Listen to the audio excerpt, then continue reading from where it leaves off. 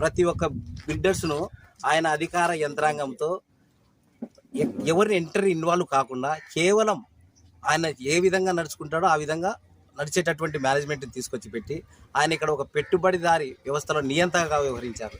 మరి నియంత్రణగా వ్యవహరించడమే కాకుండా ఇక్కడ ఉండేటటువంటి కార్మికులు, ఆయనకు అనుకూలమైనటువంటి కార్మికులకు కండువ కట్టి లోపలికి ఆహ్వానిస్తాడు, ఉద్యోగం ఇస్తాడు. ఏదైనా తెలుగుదేశం పార్టీ వాళ్ళంటే తీసేయడం జరిగింది. ఇది కాకుండా ఆయన చేసినటువంటి సిమెంట్ నగర్లో ఇక్కడ తెలుగుదేశం, వైసీపీ లేకుంటే బీజేపీ పార్టీ కాదు కదా, మీరంతా కార్మికులు కదా.